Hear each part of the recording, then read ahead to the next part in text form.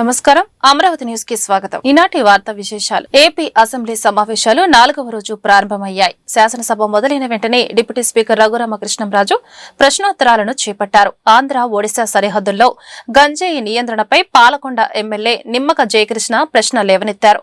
హోంమంత్రి వంగలపూడి అనిత సమాధానమిస్తూ ప్రస్తుతం రాష్ట్రంలో గంజాయి నియంత్రణలో ఉందని, కూటమి ప్రభుత్వం రాగానే గంజాయిపై ఉక్కుపాదం మోపినట్టు తెలిపారు. వైసీపీ హయాంలో రాష్ట్రం గంజాయి కేంద్రంగా మారిందని విమర్శించారు.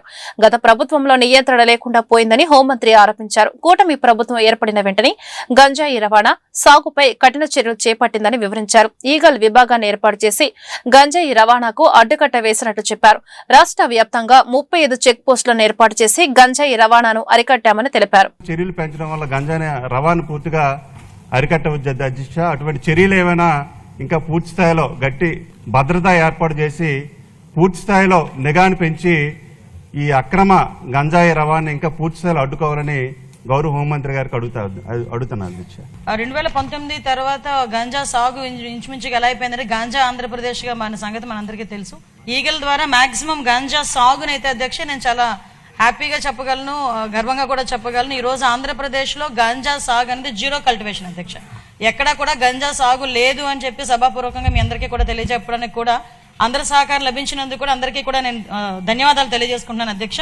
ముఖ్యంగా ఇప్పుడు మనకి ఉన్న ప్రాబ్లం కాస్త ఏఓబి ప్రాంతాలు అంటే ఒరిస్సా నుంచి వచ్చేటప్పుడు కానీ కొంత ట్రాన్స్పోర్టేషన్ అయితే మన ఆంధ్రప్రదేశ్ గుండా సాగుతుంది.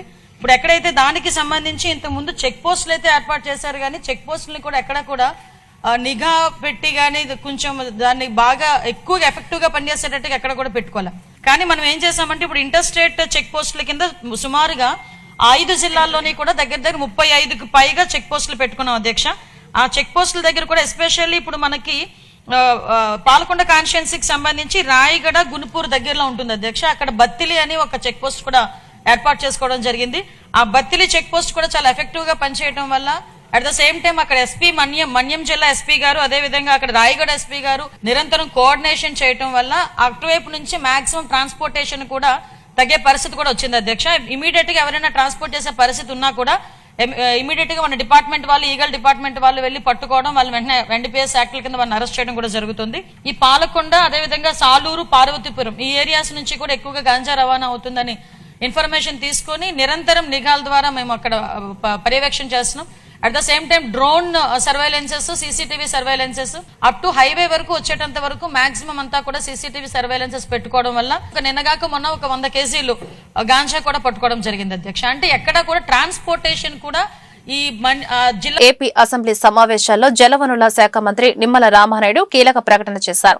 నాడు బ్యారేజ్ కు నిధులు ఇచ్చిన చంద్రబాబే మళ్లీ నేడు ధవళేశ్వరం బ్యారేజ్ కొత్త గేట్ల ఏర్పాటుకు 150 కోట్ల నిధులను మంజూరు చేసినట్లు తెలిపారు. ఇందులో భాగంగా పాడైపోయిన గేట్లను తొలగించి కొత్త గేట్లను అమర్చనున్నట్లు వెల్లడించారు. బ్యారేజ్లోని 117 గేట్లను తొలగించి వాటి స్థానంలో అధునాతనమైన కొత్త గేట్లను ఏర్పాటు చేసేందుకు చర్యలు తీసుకుంటున్నామని పేర్కొన్నారు. ఈ పనుల ద్వారా గోదావరి జలాలు సమర్థవంతంగా నిల్వ ఉండి డెల్టా ప్రాంత రైతులకు సాగునీటి సమస్యలు తగ్గుతాయని ఆయన తెలిపారు. ఈ సీజన్ లోని అన్ని పనులు పూర్తి చేసి కొత్త గేట్లను పూర్తి స్థాయిలో అమర్చనున్నట్లు మంత్రి రామానాయుడు ప్రకటించారు. టెండర్లో ఇతర చర్యలు వేగంగా పూర్తి చేసి త్వరితగతంగానే కొత్త గేట్లను ఏర్పాటు చేసేలా ప్రభుత్వం చర్యలు తీసుకుంటుందని తెలిపారు. 2022లో 117 గేట్లు మార్చాలని సిడబ్ల్యూసీ నిపుణులు హెచ్చరించిన ప్రపంచ బ్యాంక్ ప్రతినిధులు 200 కోట్లు నిధులు ఇస్తామన్నా దాన్ని నిర్లక్ష్యం చేశారు. 2014లో అప్పుడు చంద్రబాబు నాయుడు గారు ముఖ్యమంత్రిగా ఉండగానే 31.77 కోట్ల ఖర్చుతో 64 గేట్లను రిపేర్ చేయడం జరిగింది. మరి ఇవాళ దానికి నిధులు మంజూరు చేశారు. మరి ఇప్పటికే కొంత టెండర్స్ పిలవడం ఆలస్యమైందేమో అని ఒక ఆలోచన రైతాంగంలో వచ్చింది. క్లోజర్ పీరియడ్లో ఈ గేట్లు మరామతులు పూర్తి చేసి ఉన్న 197 గేట్లలో దాదాపు 117 ప్రమాదకర పరిస్థితుల్లో ఉన్నాయని నిపుణులు చెప్తా ఉన్నారు. కాబట్టి ఆ పనులు వెంటనే మొదలు పెట్టాలి, రైతాంగానికి ఇబ్బంది లేకుండా చేయాలనేది మీ ద్వారా గౌరవ మంత్రి గారికి తెలియజేసుకుంటూ కాటన్ బ్యారేజ్కి ప్రాధాన్యత ఇచ్చి నిధులు ఇచ్చిన విధంగానే గోదావరి డెల్టాలో లాకులు, షట్టర్స్ కానీ లాకులు మరామతులు కానీ నిధులు మంజూరు చేసి ఏదైతే లీకేజెస్ ఉన్నాయో దాన్ని అరికట్టి రైతులకు సక్రమంగా సాగునీరు అందించే విధంగా చర్యలు చేపట్టమని కోరుతా ఉన్నా.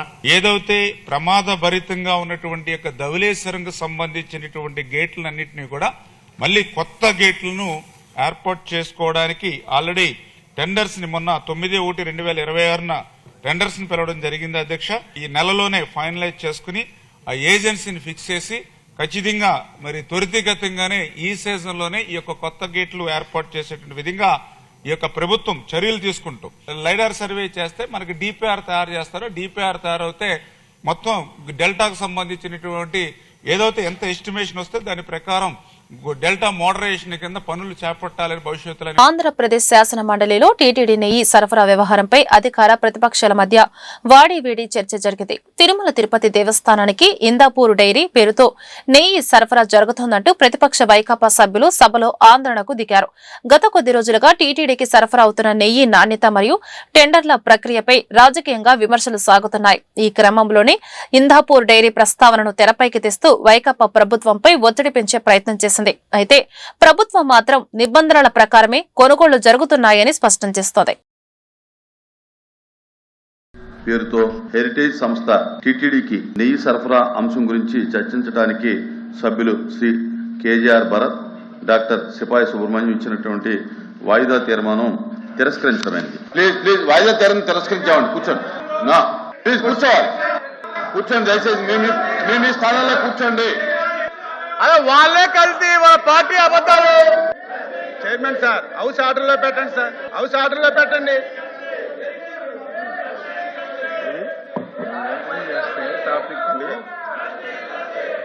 చేసిన పాపాల నుంచి ప్రజల దృష్టి మరల్చడానికి ఈ డ్రామా ఆడుతున్నారు అధ్యక్ష. హెరిటేజ్ కి ఈ రోజు జరుగుతున్న కార్యక్రమాలకు సంబంధం ఏంటండి అధ్యక్ష? ఏ విషయాన్ని తీసుకుని హెరిటేజ్ గురించి వాళ్ళు మాట్లాడుతున్నారో ముందు స్పష్టం చేయమనండి. ఏ విషయం మీద హెరిటేజ్ గురించి మాట్లాడదలుచుకున్నారో, హెరిటేజ్ మూలంగా ప్రభుత్వానికి కానీ ప్రజలకు కానీ ఏం నష్టం జరిగిందో చెప్పమని చెప్పండి. ఎల్వీపీ గారు కానీ లేకపోతే సభ్యులు కానీ. ఎల్వీపీ గారు సభ్యులు కిందకి దిగమనండి.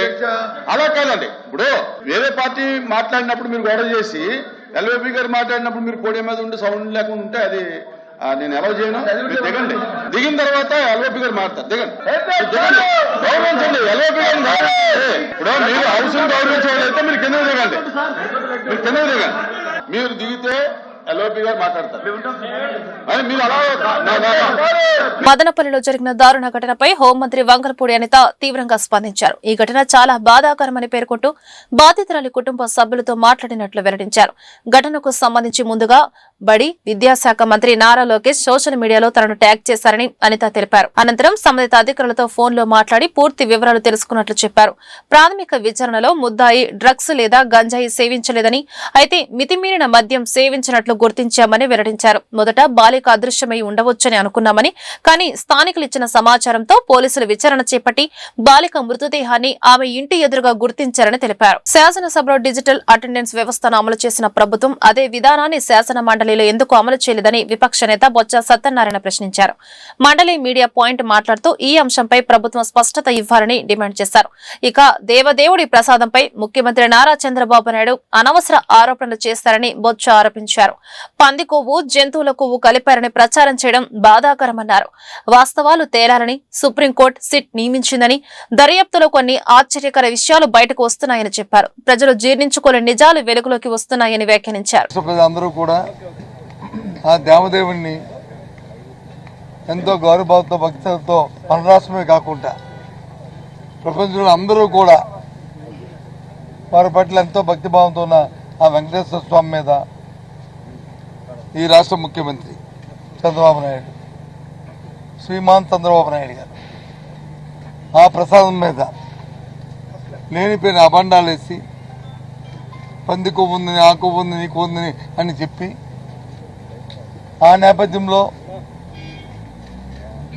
ఉన్న దేశంలో ఉన్న అత్యున్నత న్యాయస్థానం సుప్రీంకోర్టు దీని మీద ఈ చర్చ జరగకూడదు, ఇది వాస్తవాలు బయటికి రావాలి, ఆధారాలు లేకుండా ఎవరు మాట్లాడడానికి వీల్లేదని చెప్పని సుప్రీంకోర్టు ఆధ్వర్యంలో ఒక సిట్ వేసిన సంగతి ఈ రాష్ట్ర ప్రజలందరికీ కూడా తెలుసు. ఆ నేపథ్యంలో ఆ సిట్లో రాష్ట్ర ప్రభుత్వం వాళ్ళ రిక్వెస్ట్ కూడా మా అధికారులు కూడా ఉండాలని కోరితే అధికారులు కూడా అందులో వేసిన నేపథ్యంలో ఆ రిపోర్ట్స్ కూడా వచ్చాయి. ప్రభుత్వం దగ్గర సుప్రీంకోర్టులోనూ అవన్నీ కూడా ఉన్నాయి. ఈ కాలంలో కొన్ని వాస్తవాలు బయటకు వచ్చాయి. ఆ వాస్తవాలు ఏంటంటే ఎవరు కూడా మానవ మాత్రం ఎవరు ఆంధ్రప్రదేశ్లోని ఏ ప్రజలు కూడా జీర్ణించుకోలేని విషయాలు బయటకు వస్తున్నాయి.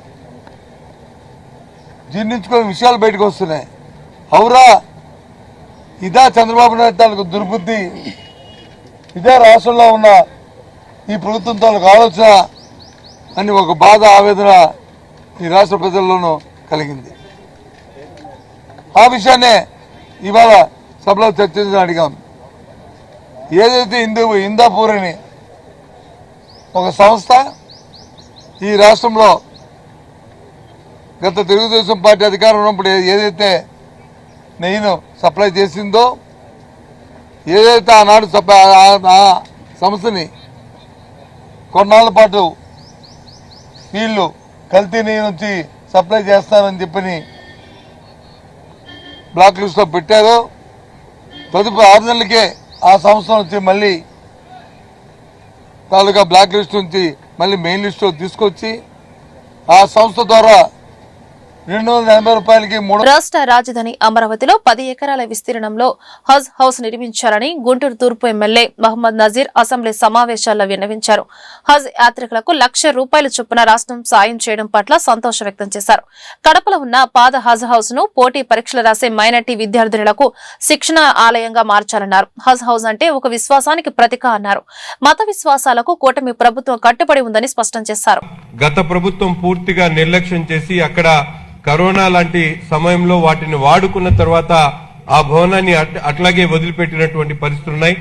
ఈ రోజు ఈ ప్రభుత్వం ఏర్పడిన తర్వాత గౌరవ ముఖ్యమంత్రి గారు అలాగే మైనార్టీ శాఖ మంత్రి గారు ఫారూక్ గారు దాని మీద దృష్టి సారించి ఆ భవనాన్ని పూర్తిగా మైనార్టీ కమ్యూనిటీకి ఉపయోగపడేటువంటి విధంగా యూపీఎస్సీ కాంపిటేటివ్ ఎగ్జామ్స్ అయినటువంటి యూపీఎస్సీ ఐఏఎస్ అటువంటి కాంపిటేటివ్ ఎగ్జామ్స్ కోసం ఒక వేదిక తయారు చేసి మైనార్టీలో ఉన్నటువంటి విద్యార్థులకు ఒక అవకాశాన్ని కల్పించాలని చెప్పి గౌరవ విద్యాశాఖ మంత్రి నారా లోకేష్ గారి దృష్టిలో కూడా ఈ విషయాన్ని పెడతా ఉన్నాం. ఎందుకంటే అనేక మంది విద్యార్థులు కాంపిటేటివ్ ఎగ్జామ్స్ ని ఫేస్ చేయలేక ఇబ్బంది పడుతున్నటువంటి తరుణంలో ఎటువంటి కడపలో ఉన్నటువంటి హజ్ హౌస్, పాత హజ్ హౌస్ ఈ రోజు ఎందుకంటే హజ్ అక్కడి నుంచి ప్రయాణం చేసేటువంటి వాళ్ళకి ఆ నిర్మాణం ఉపయోగపడేటువంటి అంశం లేదు కాబట్టి వెంటనే అది మైనార్టీ విద్యార్థులకు ఉపయోగపడేటువంటి కాంపిటేటివ్ ఎగ్జామ్స్ కోసం నిరంతరం వాళ్ళకి ప్రాక్టీస్ చేసేటువంటి అవకాశాన్ని కల్పించాలని కోరుతా ఉన్నా.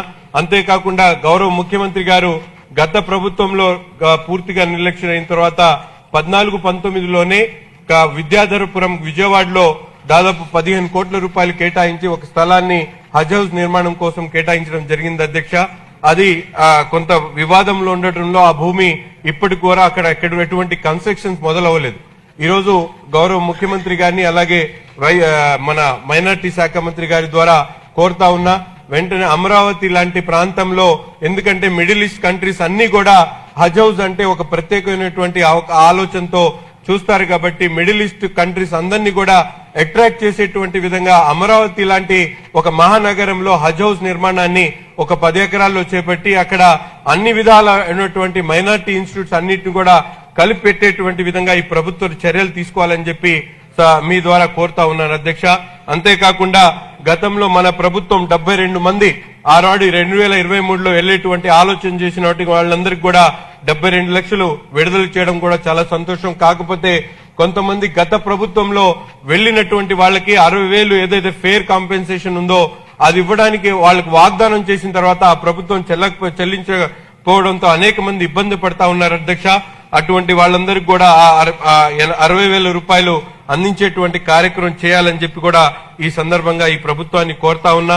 హజ్ హౌస్ అంటే కేవలం ఒక నిర్మాణం మాత్రమే కాదు అధ్యక్ష, ఈ రోజు ఒక విశ్వాసానికి ప్రతీక, సమానత్వానికి ప్రతీక. Shankar Vilas rail over bridge నిర్మాణ పనులు నిర్దేశిత కాల పరిమితిలో పూర్తయ్యేలా నిర్మాణ కాంట్రాక్ట్ ఏజెన్సీని సమన్వయం చేసుకుంటూ R&B నగరపాలక సంస్థ అధికారులు అవసరమైన అన్ని చర్యలు తీసుకుని జిల్లా కలెక్టర్ తమీం అన్సారీ ఆదేశించారు. మంగళవారం శంకర్ విలాస్ ROB నిర్మాణ పనులను జిల్లా కలెక్టర్ తమీం అన్సారియా నగర కమిషనర్ మయూర్ అశోక్ తో కలిసి పరిశీలించారు. ఈ సందర్భంగా జిల్లా కలెక్టర్ మాట్లాడుతూ పిల్లర్ల నిర్మాణం, డ్రైనేజీల నిర్మాణం తదితర ఇతర నిర్మాణాల ప్లానింగ్ లో నిర్దేశించిన సమయానికి పూర్తయ్యేలా చర్యలు తీసుకోవాలని నిర్మాణ ఏజెన్సీకి సూచించారు. వర్షాకాలంలో ఇబ్బందులు లేకుండా మే నెల చివరి నాటికి బ్రిడ్జికి ఇరువైపుల డ్రైనేజీల నిర్మాణం పూర్తి చేయాలన్నారు. నిర్మాణ ప్రాంతంలో అడ్డంగా ఉన్న విద్యుత్ పోల్స్ ను పక్కకు తరలించాలని విద్యుత్ శాఖ అధికారులకు సూచించారు. నిర్మాణ ఏజెన్సీకి పనులు సజావుగా నిర్వహించుకునేలా R&B నగరపాలక సంస్థ అధికారులు నిరంతరం పర్యవేక్షిస్తూ అవసరమైన అన్ని చర్యలు తీసుకోవాలన్నారు.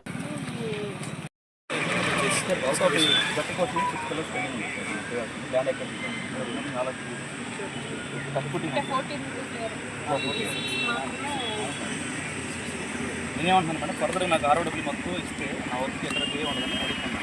అప్పుడు నేను ల్యాండ్ ఎక్కడ పక్కన కింద దారి చేసుకుంటాను అంటే వెహికల్ యాక్చువల్ మేడం 3 పిల్లర్లు ఉన్నాయి కదా మేడం, 2 పిల్లర్లు వాటికి వింగ్స్ వస్తాయి. వెహికల్ మూవ్ చేస్తాను. ఈ ఎట్ట రోడ్డు పెట్టి రావచ్చు, లోపల పని చేస్తాను. ఈ ఎట్ట రోడ్డు పెట్టి రావచ్చు. ఈ ఎట్ట రోడ్డు ఆల్సో 24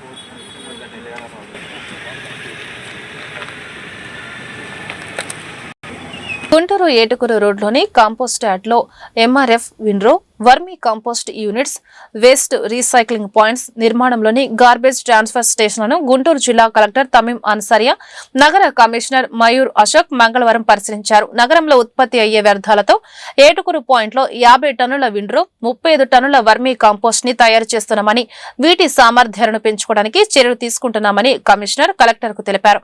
వచ్చిన ఎరువును కిచెన్ గార్డెన్ నిర్వాహకులు, GMC పార్కులు, డివైడర్లపై మొక్కలకు వేస్తున్నామని పేర్కొన్నారు. 10 టన్నుల సామర్థ్యం కలిగిన మెటీరియల్ రికవరీ ఫెసిలిటీ కేంద్రం ద్వారా ప్లాస్టిక్ ని రీసైక్లింగ్ చేస్తున్నామని, గార్బేజ్ ట్రాన్స్ఫర్ స్టేషన్ నిర్మాణం పనులు త్వరలోనే పూర్తి చేసి వినియోగంలోకి తీసుకురానున్నామని కలెక్టర్ కు వివరించారు.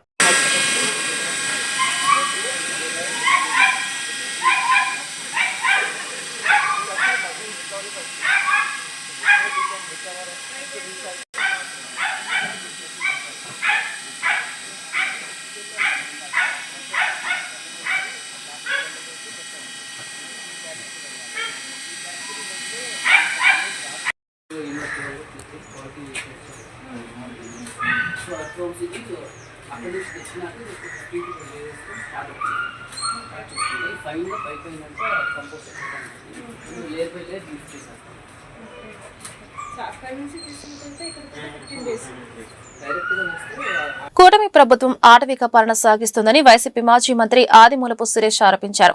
పోలీస్ కేసులతో కక్షపూరిత రాజకీయాలకు పాల్పడుతుందని ధ్వజమెత్తారు. మంగళవారం గుంటూరులో అంబటి రాంబాబు కుటుంబాన్ని ఆయన పరామర్శించారు. ఈ సందర్భంగా సురేష్ మీడియాతో మాట్లాడుతూ అంబటి రాంబాబు కార్యాలయం ఇంటిపై పచ్చ గూండాలు చేసిన దాడిని తీవ్రంగా ఖండించారు. ప్రజాస్వామ్య వ్యవస్థలో హింసకు తావలేదని ఆయన చెప్పారు. తప్పు చేస్తే అందుకు చట్టాలు, న్యాయ వ్యవస్థలు ఉన్నాయని గుర్తు చేశారు. అంబటి రాంబాబుపై అక్రమ కేసులు పెట్టి మానసికంగా హింసించడం దారుణమన్నారు. పార్టీ పిలుపు మేరకు అంబటి రాంబాబు అన్న పార్టీ కార్యక్రమం ముగించుకొని ఇంటికి వస్తుండగా తెలుగుదేశం పార్టీ ముఖలు పచ్చరంగులో ఉన్నటువంటి రౌడీలు అన్న రాంబాబు అన్న మరి వారి కుటుంబ సభ్యుల మీద దాడి చేసి వీరంగం సృష్టించి ఇంటిని తగలబెట్టి రాంబాబు అన్న మీద హత్యా ప్రయత్నం చేసిన సంఘటనను తీవ్రంగా ఖండిస్తా ఉన్నాం. ప్రజాస్వామ్యవాదులు ఎవరు కూడా హర్షించరు. ఈ తెలుగుదేశం పార్టీ కూటమి ప్రభుత్వం ఆ ప్రభుత్వం చేస్తున్నటువంటి అరాచకాలు, అటవిక పాలన మీద, హింస రాజకీయాల మీద గళ్ళమెత్తిన ఎవరినైనా సరే మేము వదిలిపెట్టాం. వాళ్ళని వెంటాడి వేటాడి ఎంత దూరమైనా వెళ్తాం అనే దానికి నిదర్శనం రాంబాబన్న మీద అక్రమ కేసులు బనాయించి వారిని జైలుకు పంపడం. ఈరోజు కోర్టులు కూడా ఇది అక్రమం, ఇది ఏ చట్టం ప్రకారం మీరు చేస్తూ ఉన్నారు, ఆయన చేసిన తప్పేంటి అని చెప్పి ప్రశ్నించి ఆయనకు బెయిల్ ఇస్తూ ఉంటే బెయిల్ ఇచ్చిన కొద్దీ మళ్ళీ కొత్త కేసులు వేస్తూ ఉన్నారు. ఒక ప్లేస్లో ఒక కంప్లైంట్ తెలుగుదేశం పార్టీకి కార్యకర్తలతో ఇప్పించే దాని మీద కోర్టులో మళ్ళా న్యాయస్థానం తీర్పిస్తే బెయిల్ ఇస్తే మళ్ళీ ఇంకో ప్రాంతంలో ఇట్లా రాష్ట్రంలో ఉన్న అన్ని జిల్లాల అన్ని ప్రాంతాల నుండి తెలుగుదేశం పార్టీ కార్యకర్తలతోటి ఈరోజు ఈ యొక్క కూటమి తెలుగుదేశం పార్టీ కూటమి ప్రభుత్వం కక్షపూరితంగా కేసులు వేస్తూ పోతూ ఉంది. బెయిల్ ఇస్తూ ఉంటే మళ్ళీ కేసులు వేస్తూ ఉంది. ఈ విధంగా చేయడం వలన రాంబాబు అన్న ఆత్మస్థైర్యాన్ని దెబ్బతీయాలి, అదేవిధంగా వైఎస్ఆర్ కాంగ్రెస్ పార్టీ కార్యకర్తల్ని హింసించి భయభ్రాంతులకు గురి చేసి ప్రభుత్వం మీద గళమెత్తిన ప్రతి ఒక్కరిని కూడా ఈ విధంగా చేస్తాం అని చెప్పి కక్ష సాధింపు చర్యలకు పాల్పడే ప్రయత్నం చేస్తే ఈరోజు మేము ఒకటే చెప్తా ఉన్నాం, ఎవరు కూడా రాంబాబు అన్న చూపించిన ఈ వార్త ఇంతటితో సమాప్తం. నమస్కారం.